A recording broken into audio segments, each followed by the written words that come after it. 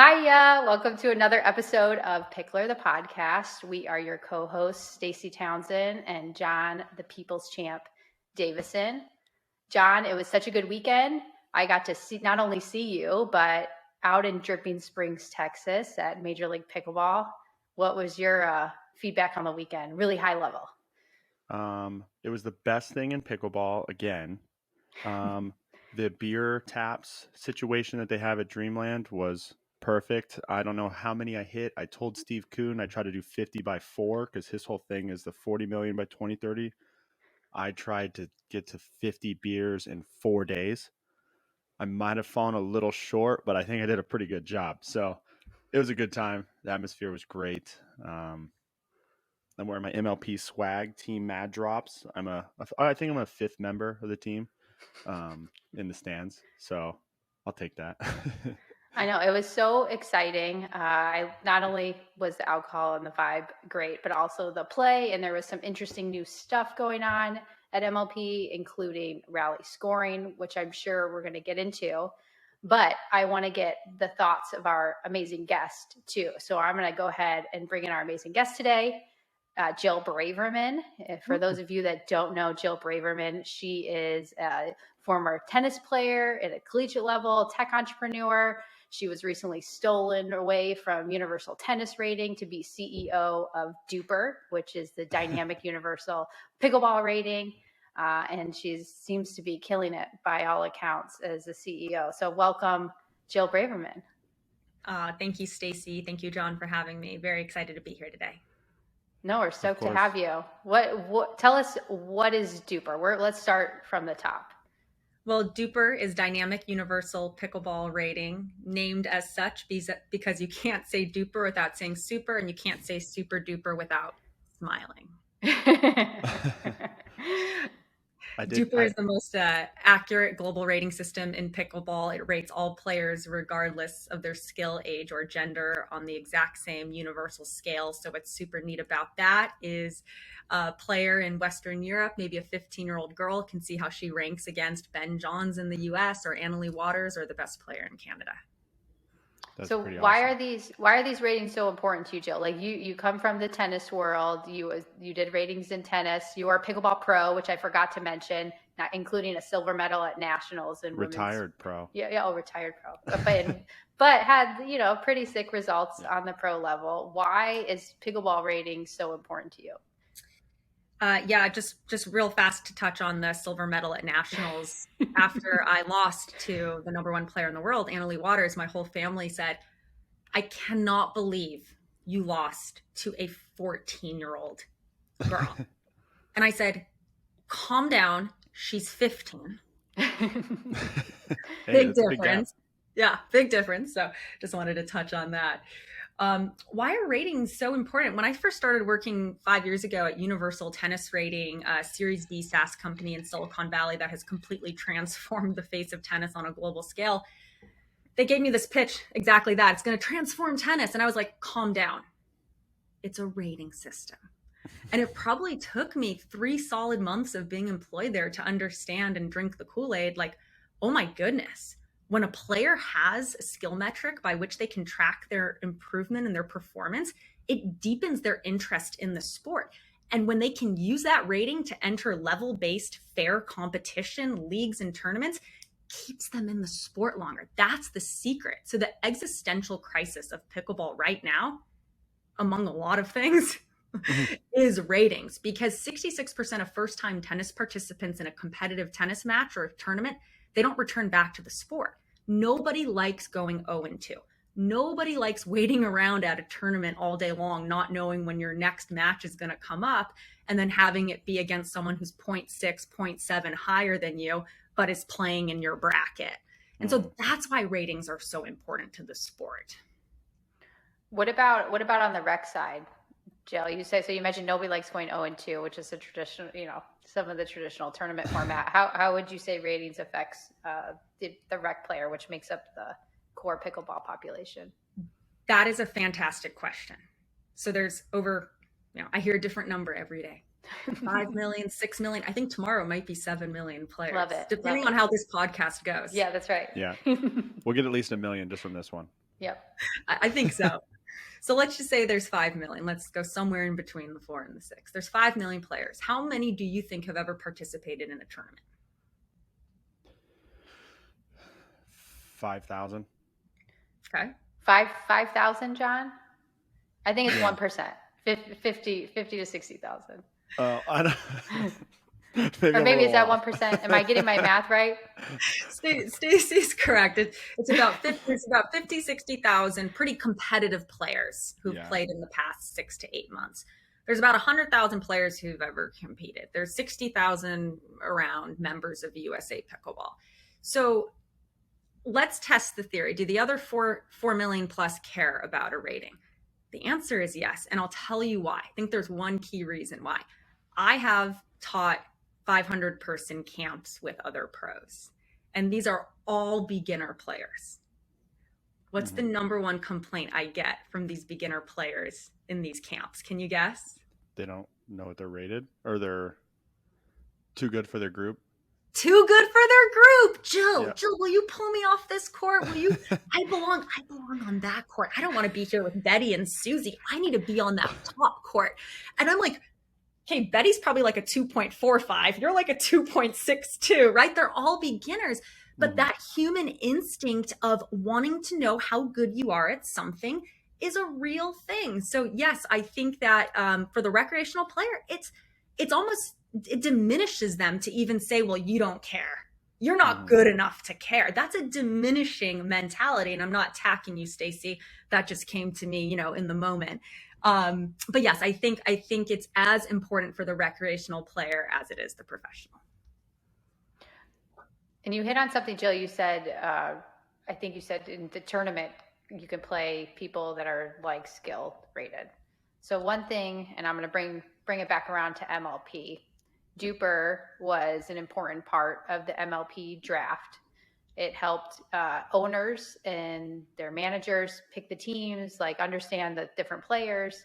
And I think what happened is you saw a lot of teams that were similarly ranked DUPR wise, which I think made for some super duper exciting pickleball matches at MLP. Yep. So from that perspective, I think that translates across both tournaments, recreational play, etc. You having evenly matched games makes for more exciting points and then more fun and just more stickiness for the pickleball players. I think you hit the nail on the head. I think MLP is an incredible case study on how critical it is to watch fun play. I mean, how are the players and the fans A, going to want to play anything else, and B, watch anything else? I mean, there's only so many times you can watch the number one team beat up on everybody else before you start to lose a little bit of engagement, a bit of engagement. I'll agree. I mean, it is a little tiring seeing the same team in the gold medal match every single weekend, playing the same team that gets the silver medal every single weekend. Like, and the cool part about the MLP was just you get all these matchups that you would never see anywhere else. Like, they would never happen. And it's so even. It was cool that all the DUPRs, except for Mad Drops, because we had a couple replacements, but our DUPR was lower than that. But every team was like the same within a couple points. So it was pretty cool, and it showed you that all of them were so even, right? It was like all going to singles, and it was just crazy. Yeah, and I think you guys bring up a good point, and I can't tell you how many industry veterans called me after Major League Pickleball and said, I've had an epiphany. I think the future of pro pickleball is at the team level. I think so too. I think it's so much more exciting. Like, it gets so much more hype. People pick a team and they just want to like root for that team instead of a player, and then the format was awesome. More games, the rally scoring kept everything so tight. Yeah. Like, it was impossible. You only saw maybe a couple matches where a team lost by more than 5 points. I think it was like 45% of matches went to Dream Breakers. Yeah, it was super stressful. especially when Olivia on Mad Drops was playing, and it was in singles, and she had to play like Travis Rettenmeyer, and like I was like, oh my god, this is so stressful, and the girls still beat up on the boys, like it was just, it's so fun to see that, because there's no other place you're gonna see that at all. I'm gonna run the stats. Thank you for reminding me on the gender v gender singles matchups and how they performed. Yeah, it's crazy. I mean, you basically need, it's interesting like how the strategies are between the teams, because it's like you want your guy to get more on the other girls, but then you want your girl to get at least half, right? So it's like, I don't know, that's just what it seemed to be, the So formula would work. Did you catch how everyone played Lee Whitwell in singles? Yeah, they all stayed back so that they didn't. Yeah. Yeah. Ben Newell on Mad Drops, we told him that like a second before he went on the court. He goes, "Don't come in," and we're like, "No, don't go in," and it worked. Lee's gonna have to revise her strategy for next season. Absolutely, she was passing too many guys in the season before. Exactly. Well, we had the pleasure of having Travis on the last episode of the podcast, Jill, and one thing that he mentioned, which has been kind of a recurring theme, is the teams coming from a region. So John, I think you hit on it. You can have like a favorite player and then a favorite team. I think that's like powerful for people to get behind. The dream breaker for people that maybe didn't watch the MLP, it's the tie break method for MLP, because you have to play one women's match, one men's match, and two mixed doubles. So you could have it 2-2. And the way they break the tie is through this innovative singles style where they pick the order. It can be men versus women and women versus men, and it makes it quite exciting. And you see how singles becomes an important part of the game in MLP. I think, Jill, as you said it, 45%. I think I heard it was 10 out of the 23 matchups, which is insane. Wow. So maybe all these pros will be sharpening their singles skills, even if they're doubles specialists. Yeah, no, again, another good point. So the owners, from my understanding, they can drop a player. Mm-hmm. So and trade. Exactly. So are we going to see a little favoritism towards singles players? Oof. Interesting. Well, how does that work, Jill? Are you in the know with this dropping or trading? John might know more than me. I don't know how involved you are, but because man, it's gonna be interesting. I mean, I don't know if some of the owners know enough about pickleball to really make an informed decision yet. Like I would say a lot of them are just getting their feet wet and really learning. Yep. So I feel that like a lot of owners aren't going to make a lot of drastic decisions right off the bat, if I had to guess. Well, here's one thing that could force their hand a little bit. There is a supplemental draft. So other players can enter, from my understanding, I do not work for Major League Pickleball. It is a sister company, can enter the supplemental draft and apply to enter the supplemental draft. So players we did not see in Austin will have the ability to apply for the supplemental draft. Oh, my DUPR did just go up, by the way. So I might be in the running. So do we think this supplemental draft for there's 2 more Major League Pickleball events this year. So supplemental draft may include newly dropped PPA contracted players. Could be. Only time will tell. All right. So how did John and I get in this supplemental draft, Jill? What do we have to do for our DUPR? What goes into the DUPR? How do we make it better? Well, Stacie, you're already on all my top player lists. I'm like taunted by, before I met you in person, like, who is Stacie Townsend? She's so good. She doesn't play a lot. So for you, I'd say just get out there and play. Yeah. Right. Post a score. Play in your backyard. You've got so many good players in and around your area. But your question was, what goes into your DUPR? How do you get your DUPR higher? Yeah, tell us what we need to do. So DUPR looks at your last 60 doubles matches, so 30 gender and 30 mixed. And it looks at your last 30 singles matches. In addition to that, it looks at, did you win or lose the match? And then how did you perform against the expected value that the algorithm set for points won?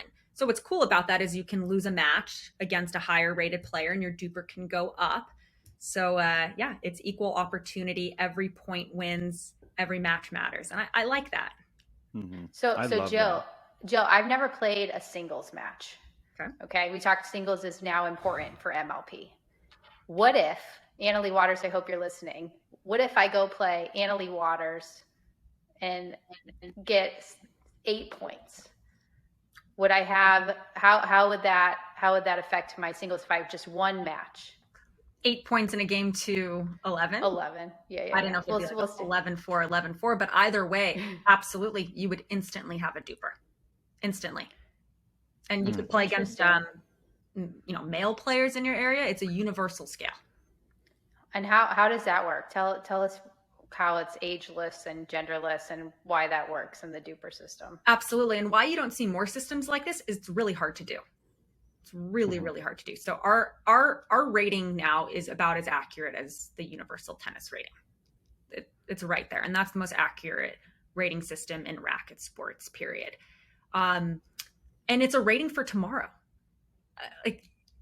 It's not a rating for yesterday where you've got a super senior rating, a senior rating, a mixed doubles rating. How much more siloed can we get with ratings, right? Like we all start playing pickleball on a court with someone 40 years older than us, and we usually lose to them, right? And we're on a court with, it doesn't matter how old they are, it doesn't matter if it's a boy or a girl, like we forget everything when we're on a pickleball court other than we're having fun. And somehow with competition, we get totally away from that ethos and we start to silo ourselves to the point where then you have 150 plus brackets in a tournament because you've got to have 55, 60, 65, 70. And then you have to do that by all the different skill levels, 3-0, 3-5, 4-0, 4-5.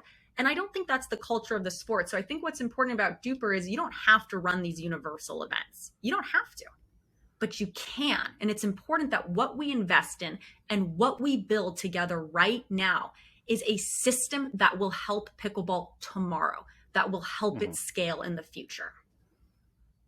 So do you see tournaments going to ageless formats and just being purely based off skill level? I do.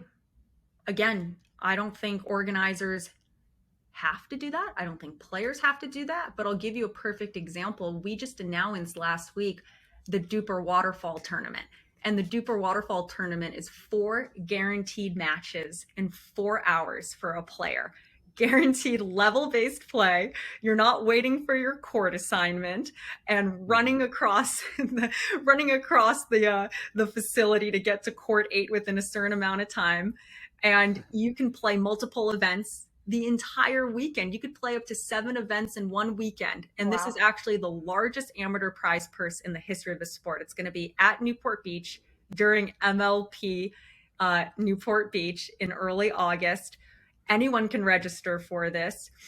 There's going to be over $1,000 of prize money for first place, prize money for second place in each division. Wow. And players are grouped by 16 by their DUPR. So they're not self-selecting a bracket. They're being grouped by their DUPR into groups of 16. So I think we're already starting to see players responding well to this method.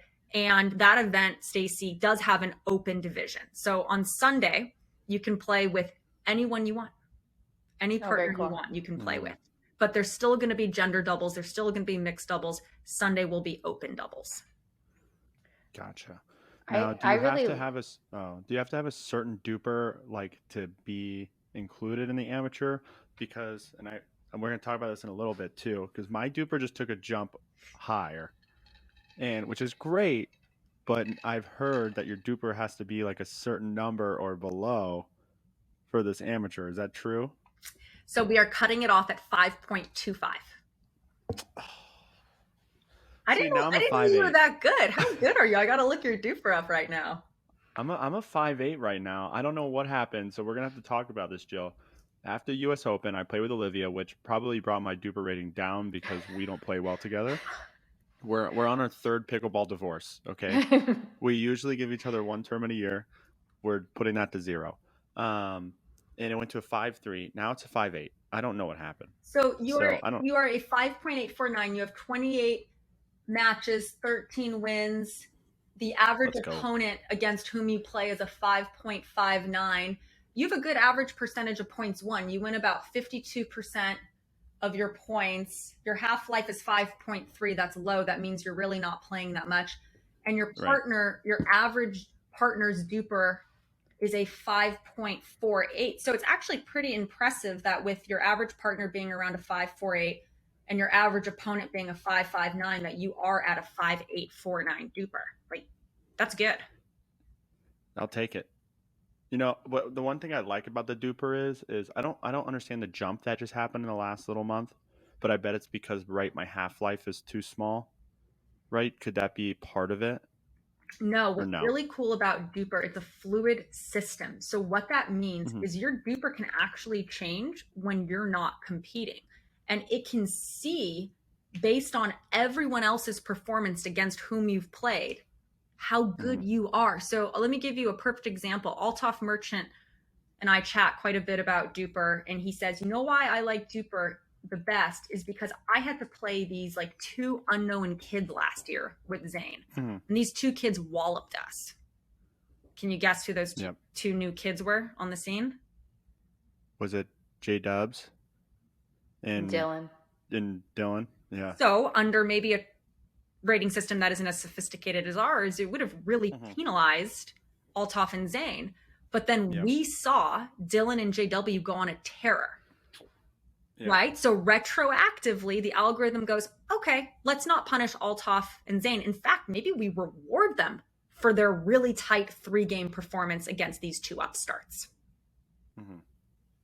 Yeah, and I do love that part. And I also like the points, right? And it's not just a match win, because I feel like in the other rating system, right, mine has just never moved because I started out in a 4-0 bracket, so it started really low, and then I did a couple 4.5s and a couple 5.0s, and I just went in the pro tournaments, and I'm getting games off people. So it's like I've taken a game off Callan and AJ. I've taken a game off like Kyle. You know, I've taken games off good players, but I can't seem to close it out. You know what I mean? And it's like my rating still stays at like a 4 or 5, and it's like, what the heck, you know? So it's nice to like be able to say, okay, I didn't win, but I'm in these matches against these really good teams. I'm going to throw out some names, and I want you to tell me if you think your DUPR is equal, lower, or higher than them. Ready? Okay.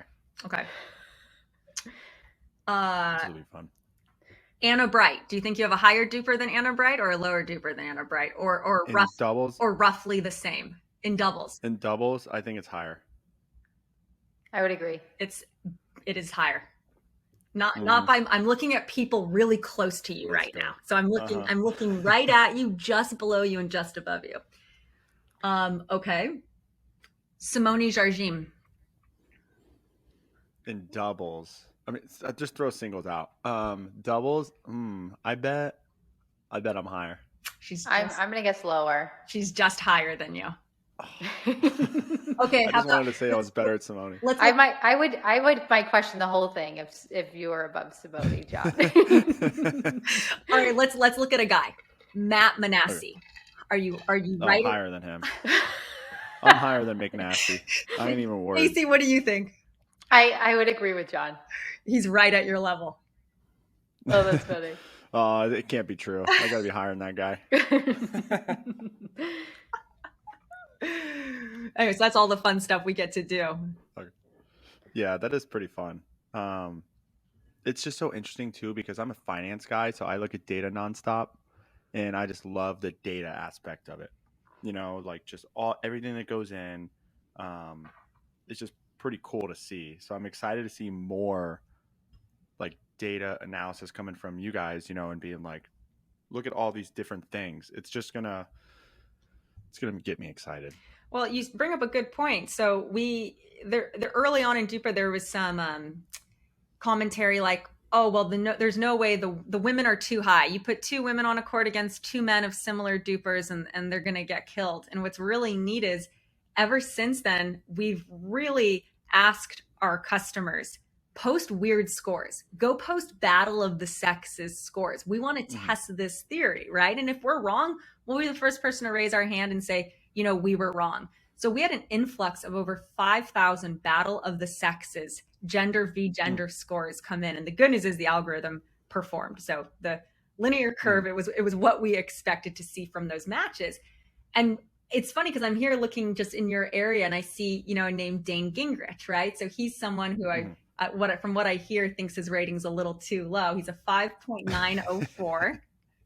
He's a 5.904. And right near him, you see non-seniors. You see Frank Anthony Davis and Andrea Koop, Jesse Irvine just above him. It's just fun. And as you talk about, the more data coming in, the more accurate the algorithm becomes. So I have actually a question. It's a genderless system, but I'm 0.5 higher than Olivia, and I think she will disagree that she's 0.5 below me. So is it because they don't play, like women typically don't play as many matches, but I guess not because it covers the last 60. You know what I mean? It's like you see in the posted DUPR ratings, right? On especially when it says the MLP teams, the men have in the 6s and some of the women have in the 5s, right? So it's like, if it's genderless, is that because the battle of the sexes is that kind of algorithm, or? So we don't see gender in our code. There doesn't look at gender. It just looks at performance. So we will stand by all day long that 2 John Davisons at 5.8 and 5.8 are going to win rather handily against 2 Olivia McMillans at she's actually closer to a 5.2, a 5.192. We will take that bet all day long. And there's nothing in the algorithm that prevents her from getting her rating up. You have no idea what you just did, Jill. Yeah, we're going to have to clip that, Stacie, and put that all over social media. Actually, I can tell you what the head-to-head tool, so we have a tool that does all the predictions, right? So if I put in your name, and then I'll put in... I've never beaten her in a tournament. Anyway, I'll give you what the percentages are later on what 2 Johns and 2 Olivias would do. Perfect. So Jill, can anybody do this? Are you going to make this available to the everyday pickleball player? Yep. In the next 2 weeks, you're going to see a couple fun announcements. There's going to be increased statistics on the player profile page. So you're going to be able to see everything I just read off for John, like average partner strength, opponent strength, points won. And then we're going to release a tool called the head-to-head tool, where you can actually put in your name, your partner's name, your opponent's, and see the exact win percentage for the match. And then you can actually put in a potential game score to see what the outcome is in your DUPR. So how many points do you need to win for your DUPR to go up in this match? And we're going to make that totally transparent for the community. That's cool. You might have a lot of people on your site doing all of that, I bet. Oh, yeah. What a great idea. Question. When will tournaments start to use the DUPR for seeding? Do you think that will start to happen? Not like a non-DUPR tournament, like a APP or PPA? Yeah, that's a great question. So obviously right now we have our own event management software and solutions and a toolkit, very robust for organizers to come in and run accessible, affordable, intuitive events and do it in a format in a way that gives the customer the ultimate experience that's fair and fun.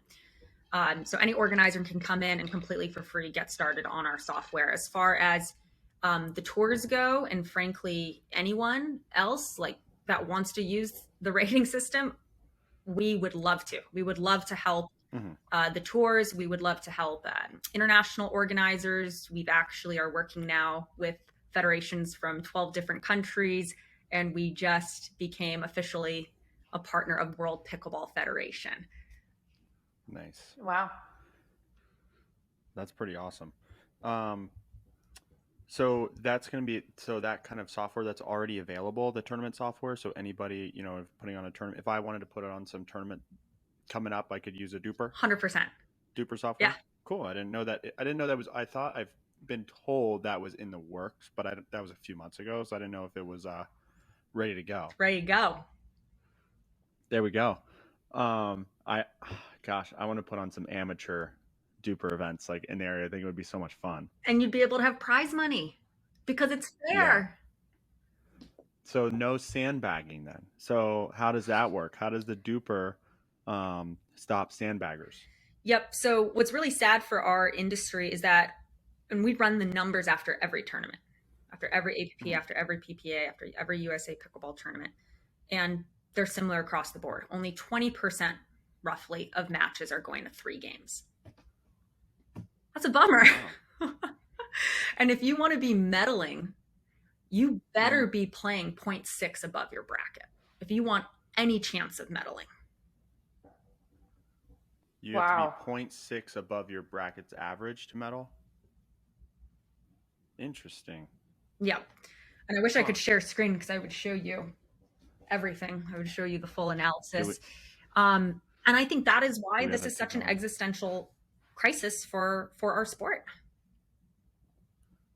And so does it... That's cool though.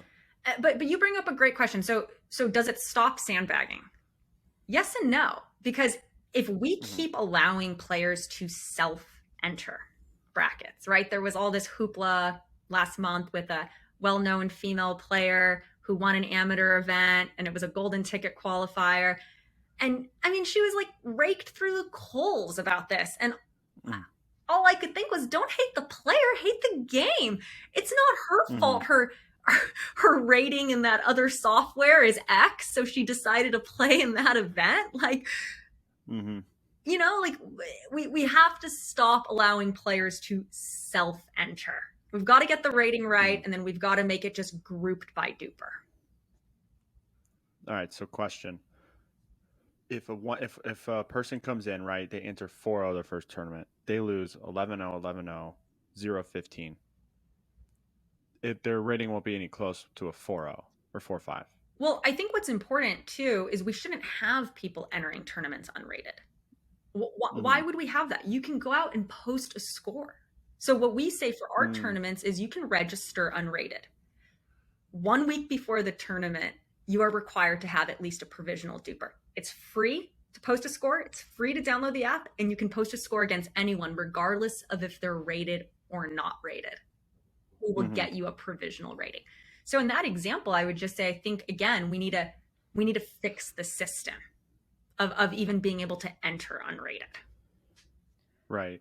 So Jill, then go ahead. So Jill, on the rec player, right? Because you're saying any game you can go and post. I used the 11-8 against Annalie. That's never happening. It's like 11-2 if I'm lucky. But what if I do beat Annalie in a little rec play? What's her incentive to go and put this very unlikely score to hurt her DUPR? Or anybody, for instance, you know, the team that wins, I feel like is incentivized to put it in. The team that loses is incentivized not to. Well, I want to do one fun thing. Have you ever played singles? You don't have a singles DUPR. Not in a tournament, only for fun. Do you know roughly what your singles DUPR would be? Or like, give me a person. Can you give me a person against whom you've played? AL. Yeah, Annalie, 11-2. 11-2. I think that was my score in the final game at Nationals. It might have been 11-1. 11-0, 11-2 is probably the best I'll get. And she missed her serve both times. But give me the name against someone that you think you're like of a comparable single skill level, and I can put in their ID here. That's a good question. Taylor Niss. Okay, Taylor Niss. Taylor, what's the last name? Niss. Niss.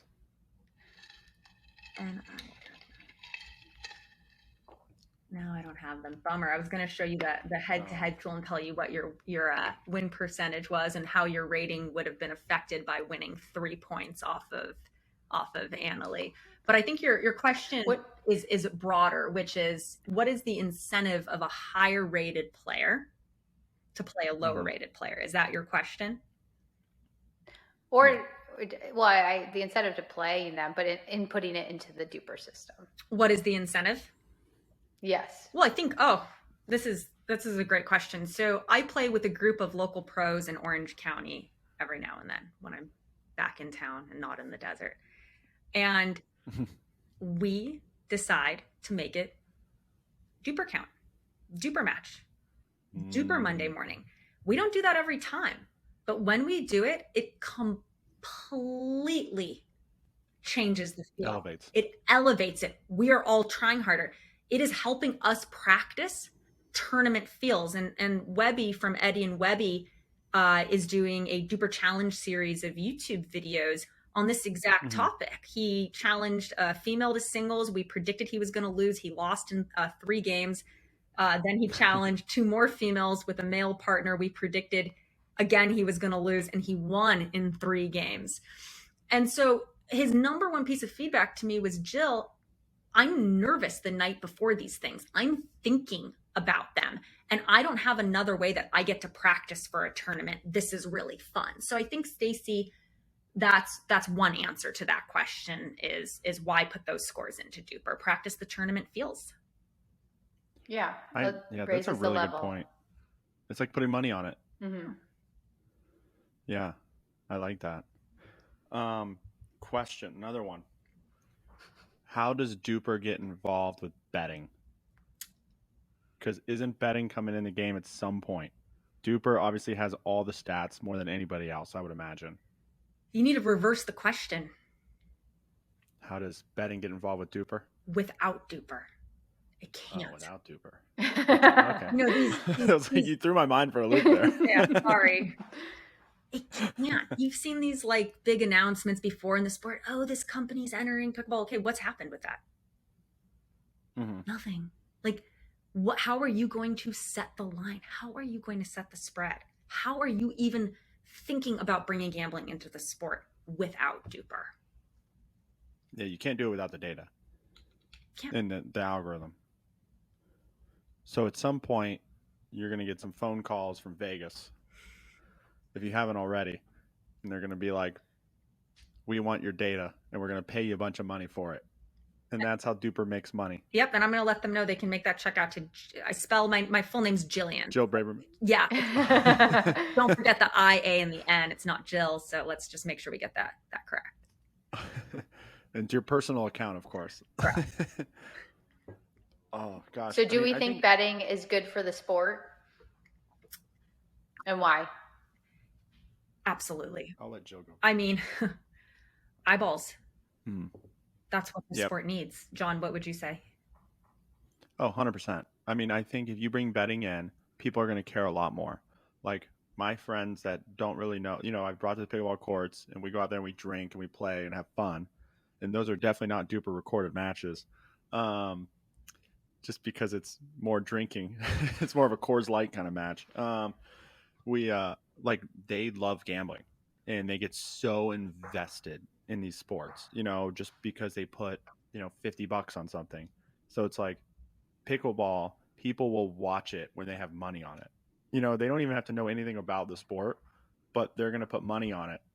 And it's just, they're going to be so invested. And then when people start making money off pickleball, they're going to tell their friends, and now that's word of mouth. And now everybody's betting on pickleball, and it's going to be awesome. I would bet on pickleball.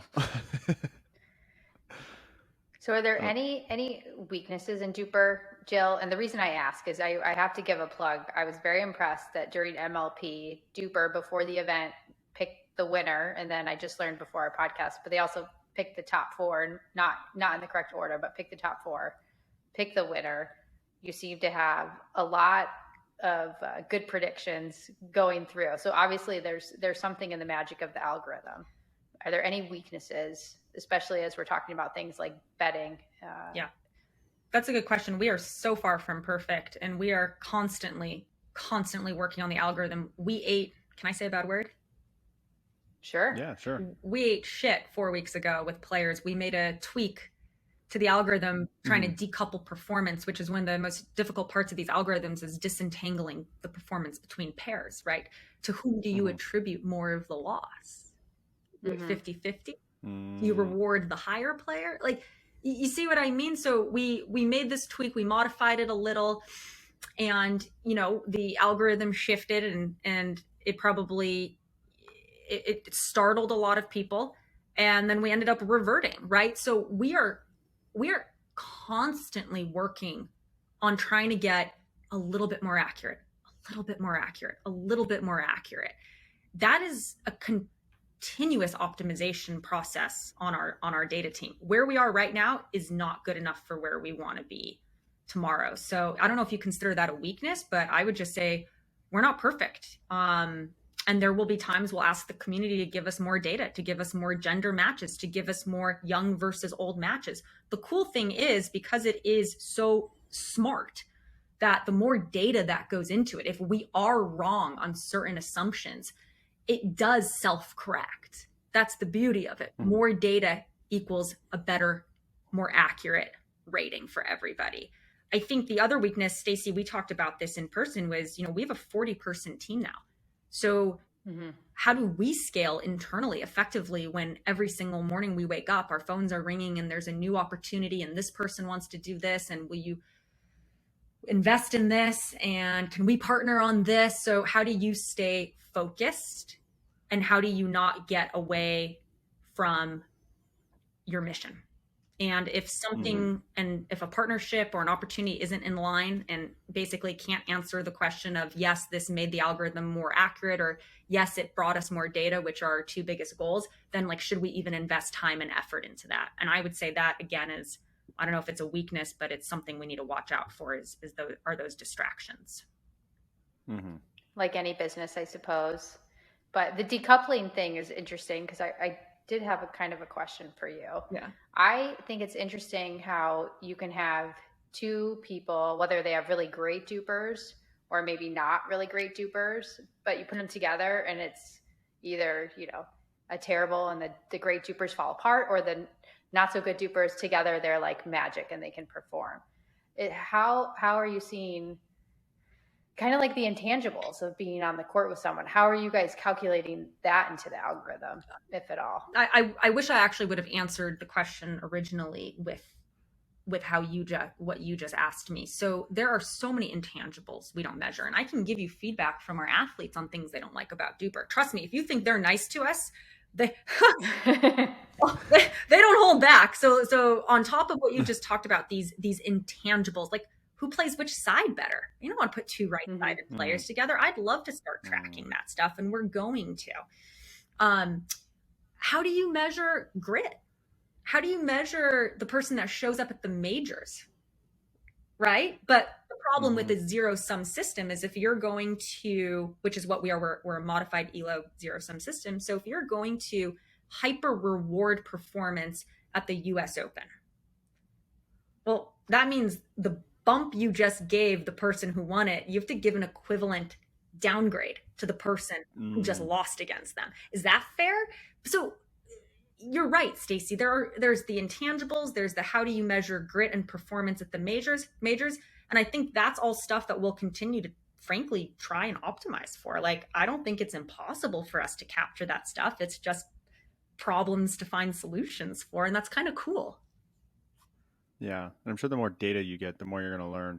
I would want to know if you had a tournament, right, and you had to have a mix between there was a gap, you had to have somebody like a Ben Johns, right, or a JW with a 7.0, and then someone like me with a 5.8, and then you would put them two up against two 6.2s, right, and just test those theories, right? Does the obviously I'm going to get more balls than JW, but do we win or do we lose?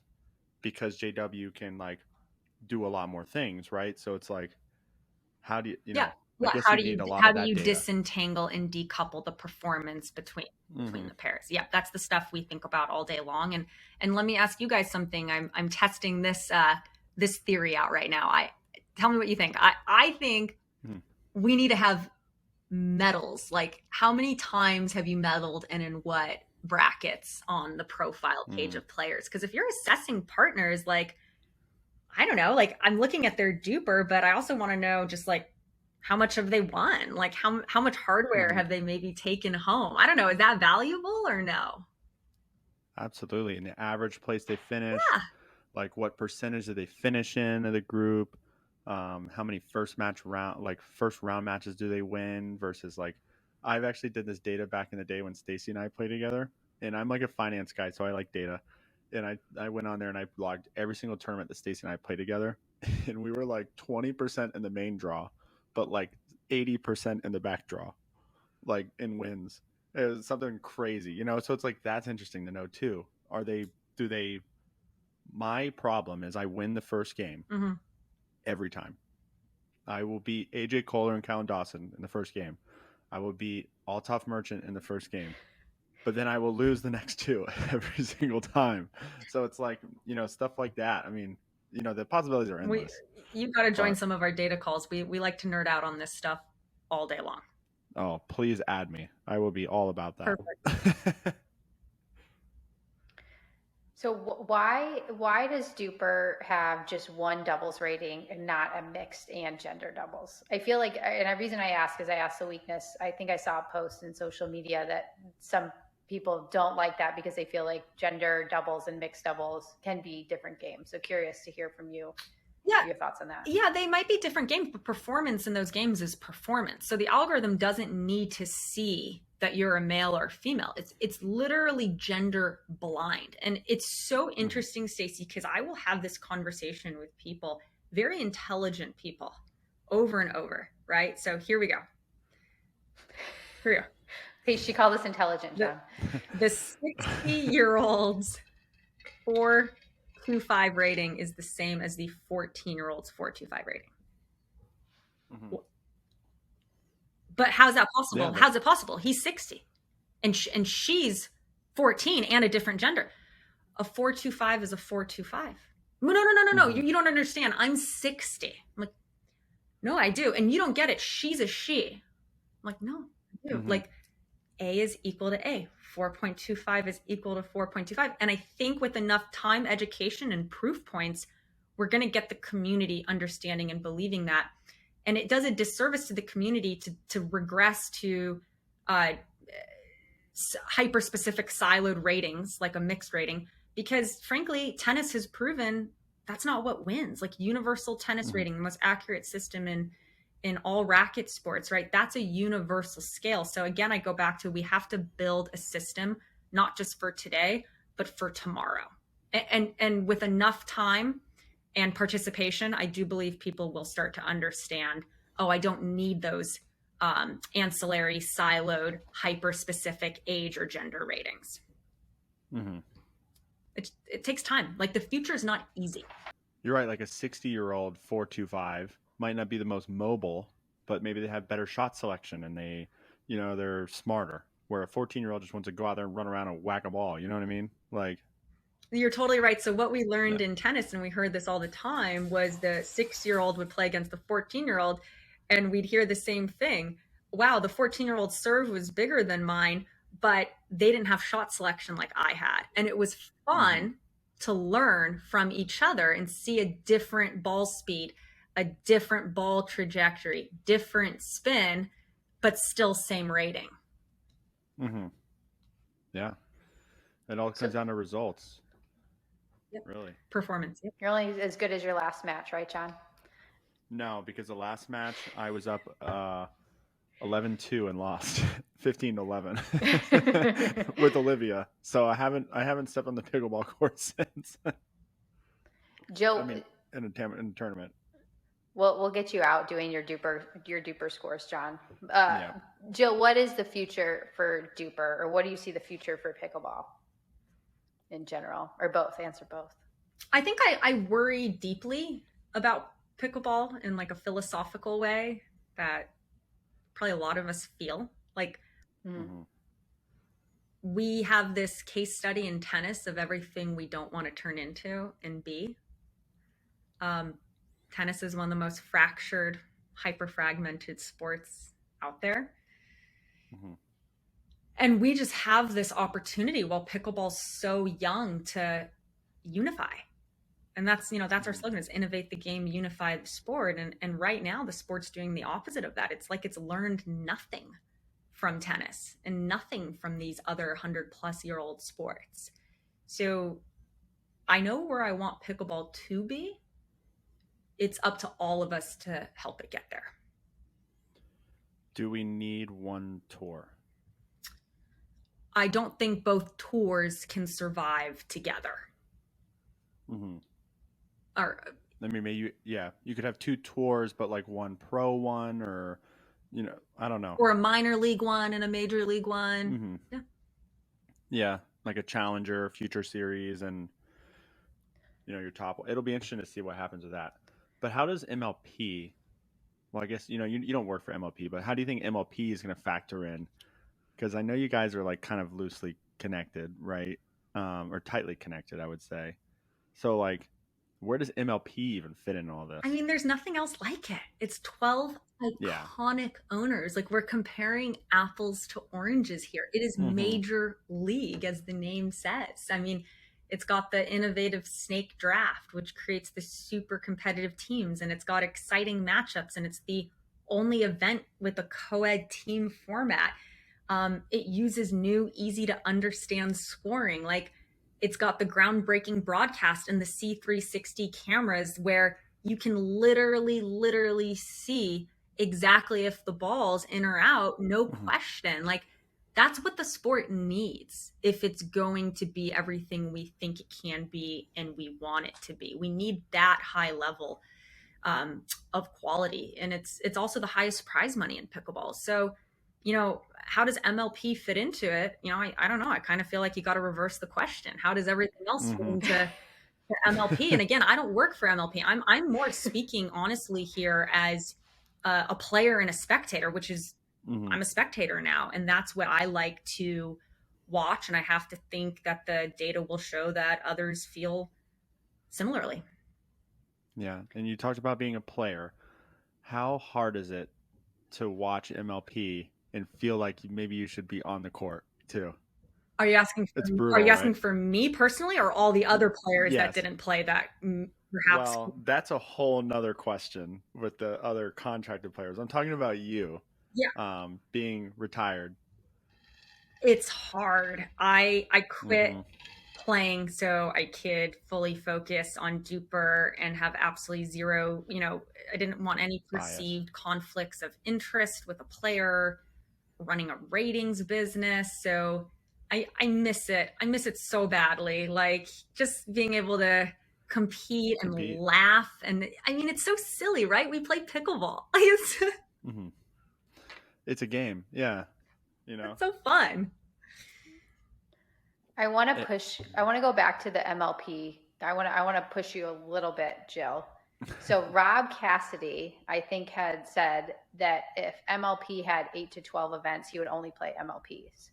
And then the other thing I want to mention is I know you're a scratch golfer. I think I read on a bio somewhere. But so bringing up the PGA, there's this, I don't know if it's LIV. I don't know how LIV. So tons of money, basically taking a bunch of the PGA golfers. It seems to be all about the money, which as players, like, more power to you. So I do think MLP kind of is a little bit fits into the conversation because it's exciting. The players have the most fun. Simone, I think, said it was a highlight of her career, which is a crazy statement from one of the game's best. Yeah. So I think that says a lot. So I do think MLP could get into the conversation of, especially if the team format is more friendly to the fans, because I think that's one thing pickleball struggles with. So I do think MLP is in that conversation on the pro tours. It's just where their spaces are and how they kind of fit together. Yeah. If they are puzzle pieces that fit or they're not. Yeah, no, it's a good question. And Rob Cassidy's not the only pro that said that. I mean, I was obviously sitting as a fan watching, and that was the sentiment I heard more than the opposite. Was, if this is all there was all year long, I'd be really happy. And, you talk about the LIV and the PGA, and it was so funny. I was just reading about this yesterday, and I think there's a couple different ways to go about it, right? LIV's offering all this money, exclusivity, really wanting to handcuff players.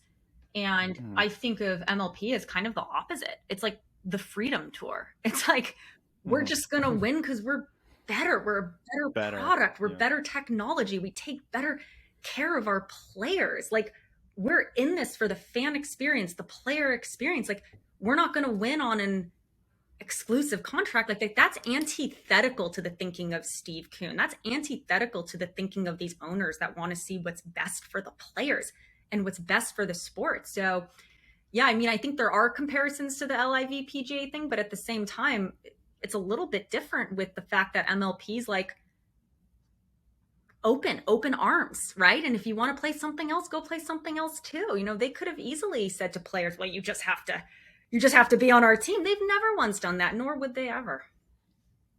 I guess I wasn't trying to compare MLP to LIV for that, but it's saying like money matters, and MLP is showing up with money, and the players clearly like it, not for the money, obviously, but also the experience. But it's interesting that a tour or a program could come in and really shake things up even for something that's been around for as long as the PGA has. Yeah, I know that is wild, and I can't wait to see how that plays out on the golf side. Yeah, that'll be interesting. What I want is an MLP, because I was on the list. I was on the top. For the draft. I was in the top 50 or 60 or whatever. And I knew I was never going to get picked, but I want an MLP for that section. You know, the wannabes. That's what I want. I want to be a wannabe, like the tune-up. The weekend before, right? The weekend before, I want the tune-up wannabe team. You should. And then you should play, kind of, PNIA, Pickleball Night in America, Tuesday Night Pickleball has kind of become, I feel like, a breeding ground. Like, I don't know if maybe Hayden wouldn't have been drafted. God knows he deserves it, and with his DUPR and his skill level, but he showed up and competed really well at a Pickleball Night in America on a Tuesday night. So, again, I think that's a brilliant maneuver on MLP's part to create this other series of fun, competitive, fresh pickleball play for spectators and viewers on Tuesday nights. So my point is, I can't formally invite you. I don't work for MLP, but John, I think I can connect you to someone, and we should get you out at a Pickleball Night in America. You can try. Absolutely. I will bring the tweeners. I'll bring the excitement. You know. Perfect. Yeah, because that's all what I'm about. But what else is DUPR that you can actually say is bringing to the table in the next few months? This morning our phones haven't stopped ringing because we launched what we call the DUPR Draft Summer Series, which culminates, it's basically 8 weeks of round robin play. So you play as an individual, and then it culminates in a DUPR draft where the top 8 men and top 8 women per division are selected and drafted onto MLP style teams. And it's a team championship. So any club, really, association, even a league, anyone who wants to run one of these can apply right now. Go to mydupr.com, click on run events, and get in touch with our team. And I think we're just going to keep really pressing the boundaries on innovative formats. So I think when you've got the right technology, the right rating, and the right format, that's a winning combination. I think 2 of those 3 things are okay, but I want to keep pressing my team to come up with these really cool formats that hopefully scale and help transform amateur play. People think DUPR is all about the pros. We're 99% about the grassroots community and giving a better experience to the amateur players. That is our target market. 100%. And I want to I've been talking to Olivia too, to do something, a couple of guys here, to do something in Jacksonville as well, similar kind of style. So I might have to go to the DUPR website and figure that out and do our own little league thing. Just be patient. The team's been a little inundated, but I'll connect you to someone. Sure. I know someone who knows someone. Okay. I would hope so. But yeah, we want to do something cool in Jacksonville too, because we have we're blowing up, and especially like the kids my age, like mid-20s, upper 20s, low 30s. There's so many of them playing now, and they're all like, how do we compete?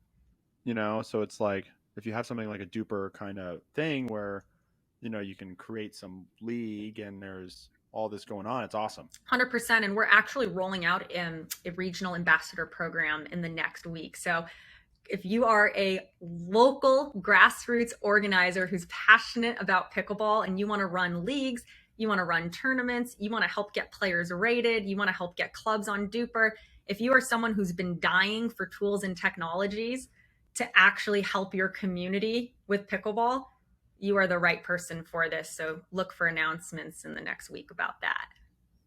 Will do. Myself and maybe a couple other people in the area might be pretty interested in that. Nice. So I'll have to stay tuned on that. All right, you asked me what's next for DUPR. What's next for the Pickler? Stacie, I'll let you take that one. Oh, geez. Well, we just launched a really cool video series with USA Pickleball that we're really proud of. So just coming off of that, trying to keep the content super fresh. We have the newsletter, which is bi-weekly, trying to keep up with that, get more video out there. John and I hopefully continue to get great guests like you, Jill, talk to people in the pickleball community. They're doing great things for the sport. And of course, we're doing this out of our own pocket, so we have to figure out a way to help us fund all this stuff. And John's waving his alcoholic beverage because he really wants a alcoholic beverage sponsor. I really want a self-sponsor. That's all I care about. So we want to help people that want to get into the pickleball business and reach an audience do that. And so we can continue to put out all the great content. Well, I've told you this before. I love your content. Especially your articles. I feel like I learned something from them, like about the bait ball article. I was like, I think I accidentally bait ball. I think that's my whole I'm like the queen of the accidental bait ball. But no, keep doing what you guys are doing. I really love it. So anything else we should know about DUPR or you, Jill, and what you got going on? No, I think we covered most of it. Thank you so much for having me on and for all of your support. And these are hard questions. I appreciate that they're tough questions. No, we love it. One more question. How many people are on DUPR or have a DUPR rating right now? And what would you like it to be by this 2030? And John alluded to it at the top of the show. Steve Kuhn really wants 40 million pickleball players by 2030. So what does that look like for DUPR? There are 75,000 rated players on DUPR right now. Our goal is 400,000 by the end of next year. I think that's super achievable at the pace that we're bringing in clubs at right now. Completely achievable. I think that might be too small of a number, and we might need to revisit that. And every week, it's like minutes pass like years in pickleball, right? So we'll continue to reevaluate that number. And I totally agree with Steve. I think 40 by 30 is only 25% year-over-year growth from here on out, and that's also totally achievable. And how many people would you think would have a DUPR rating by then?